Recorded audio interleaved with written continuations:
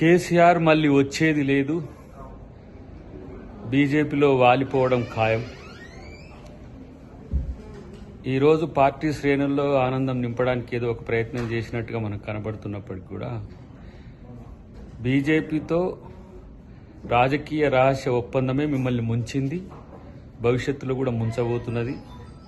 Liquor case అయితేంది, మీరు ప్రభుత్వంలో చేసిన అవినీతి అయితేంది, రేపటి రోజున బీజేపీకి ఏ విధంగా సహకరించాలనో అదే ప్రయత్నంలో ఉంటారు తప్పితే మరొకటి లేదు.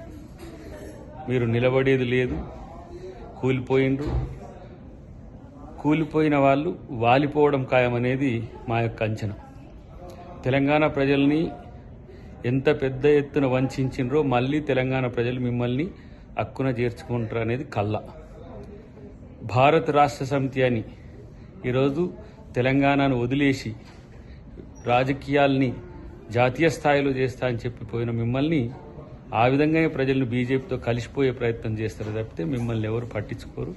ఎన్ని ప్రయత్నాలు చేసినా బీఆర్ఎస్ చరిత్ర కాబోతున్నదనే విషయాన్ని గుర్తుపెట్టుకోండి. ఇది కాంగ్రెస్ పార్టీ మీద కోపంతో మీరు చేస్తున్న కామెంట్సో, రేవంత్ రెడ్డి గారి మీద అక్కస్తో చేస్తున్న కామెంట్సో మాకంతా తెలుసు.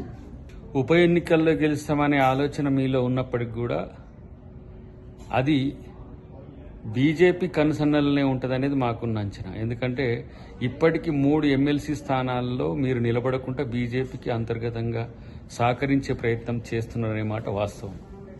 అన్నిటికంటే ముఖ్యంగా మీ అల్లుడు కొడుకు మధ్యన ఉన్న వైరుధ్యాలే మీ పార్టీని మరింత దిగజారే విధంగా భూస్థాపితం చేసే విధంగా ఉంటుంది.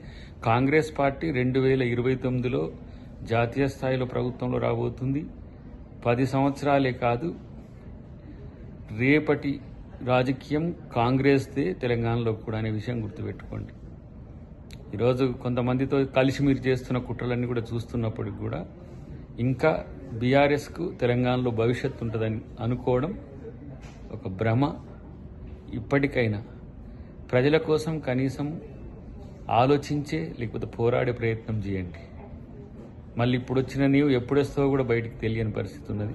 కాబట్టి డెఫినెట్గా కాంగ్రెస్ పార్టీ మీ యొక్క ఎత్తుగడలను వ్యూహాలన్నిటి కూడా పసిగట్టలేని విషయంలో లేదు, చాలా అడ్వాన్స్గా ఉంది. రేవంత్ రెడ్డి గారిని ఎదుర్కోవడం మీలాంటి నాయకులకు ఇంకా అయ్యే పని కాదు అనే విషయం గుర్తుపెట్టుకోండి. తెలంగాణను మళ్ళొక్కసారి వంచే ప్రయత్నం చేయకండి. బండి సంజయ్ కేంద్ర మంత్రి మరి లేకపోతే ఒక మూర్ఖపు నాయకుడో తెలుస్తలేదు, కానీ ముస్లింలకు ఇస్తున్న సెలవుల మీద కూడా ఇలా మనోడు ఏదో కామెంట్ చేసిండు. మరి ఆంధ్రప్రదేశ్లో కూడా మీరు ఇవ్వకండి, రంజాన్కు లేకపోతే మొహర్రంకు ఇట్లాంటి వాటికి. మీ కూటమి ప్రభుత్వమే కదా అక్కడ. ముస్లింల మీద ఏదో విషయం జిమ్మితే హిందూ పోలరైజేషన్ అయిద్దని పిచ్చి భ్రమలు మానుకో మిత్రమా. ఎందుకంటే మీరు చేస్తున్న ప్రతి ప్రయత్నం తెలుగు ప్రజలకు అర్థమైపోతున్నది. కేవలం అధికారం కోసం, రాజకీయాల కోసమే చేస్తారని, లేదంటే నీ వర్గపు వాళ్ళకి రాష్ట్ర అధ్యక్షుడు ఇప్పించుకోవాలని మనం ప్రయత్నం చేస్తున్నామో తెలియదు. కానీ ఇదంతా కూడా బీజేపీ పతనమవుతున్న రోజుల్లో మీరు పడుతున్న వృధా ప్రయాస, వృధా శ్రమ. మీకేదో అటు బాబు ఇటు నితీష్ కుమార్ వల్ల చివరి అవకాశం, చావు తప్పు కళ్ళు లొట్టబోయేటట్టు ఆ మిషన్లతోనే మనుషులతోనే అధికారం వచ్చింది. అప్పటి వరకైనా మీరేమైనా ప్రజలకు మేలు చేసే ప్రయత్నం చేయండి, లేదంటే మిమ్మల్ని ప్రజలు కూడా క్షమించే స్థితిలో ఉండరు. ఏ విధంగా దేశ స్థాయిలో మోడీ గారి ప్రభ తగ్గిపోతుందో మీ బీజేపీ ఆలోచనలు కూడా కాలం చెల్లినాయి అనే విషయాన్ని ఆలోచిస్తే మంచిది.